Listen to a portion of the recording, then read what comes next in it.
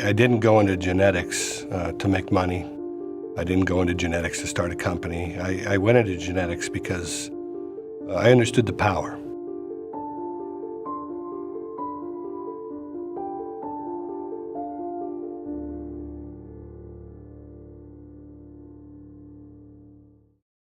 At various junctures in history spread out, there comes along a transformative technology that is truly the locomotive for everything that follows for 30, 40, 50 plus years.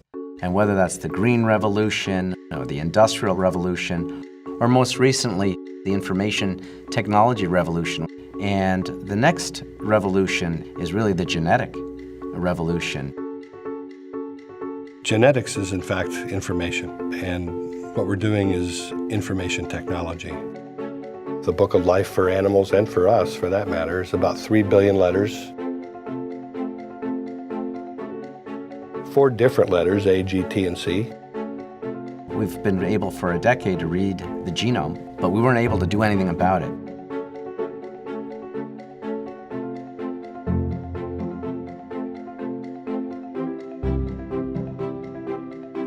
Genome editing, though, is a true revolution. What's happened now is that we can change equivalently one character with near absolute precision. That gives us the opportunity to very precisely adjust animals' performance, some of their characteristics, their traits, to be more consistent with their welfare, with their productivity, and with their resistance to disease. This will play a role in solutions for all of the most thorny problems in society. We're talking about feeding the world, saving individuals, and making the types of medicines and therapies that are going to extend our lives and make the lives that we lead far better. Recombinetics actually covers all 3 of these.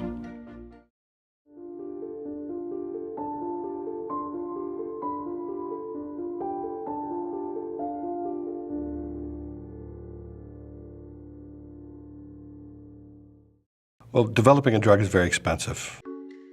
The issue is that a lot of the medicines that we take to patients have a long path before they make their way to the clinic. And we think part of the reason is that we're jumping out of petri dishes and mouse experiments directly into patients. So the company is developing swine models of human disease for some of the most insidious diseases that face our patients. We can insert into those pigs very specific disease states that replicate humans, whether it's heart disease, diabetes, Alzheimer's, a whole slew of them. Also cancers, for which if you don't have a model, you can't develop an effective drug. We need more drugs faster, and we believe our technologies can play some role in helping to meet those needs.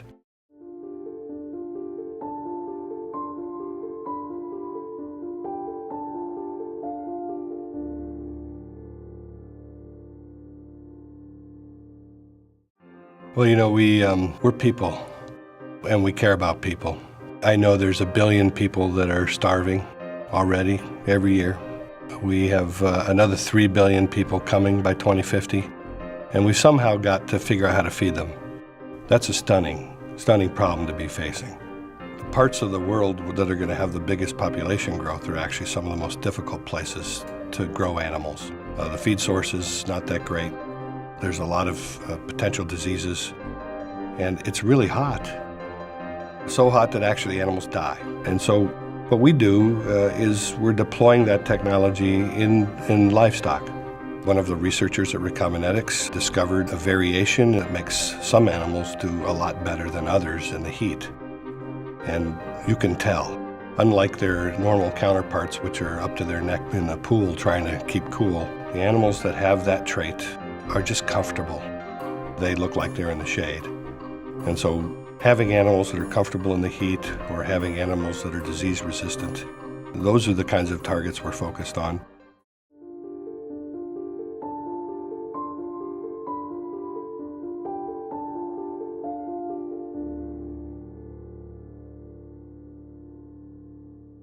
There's a great need for transplantable organs in this country.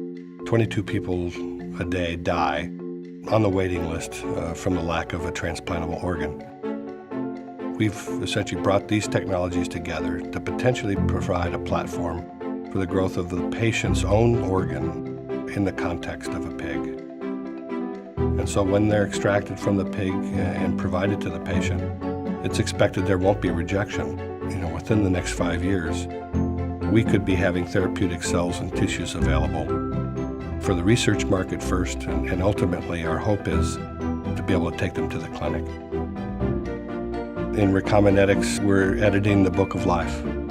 And for some people, that really borders on playing God. But people who've had a sick kid in their family, people who've actually had a sick parent in their family, or who've actually seen a person starving to death, they all walk away with the same compulsion that I do, that we do in the company, which is we're gonna deploy everything within our reach to deliver some sort of relief, and then we can sleep at night.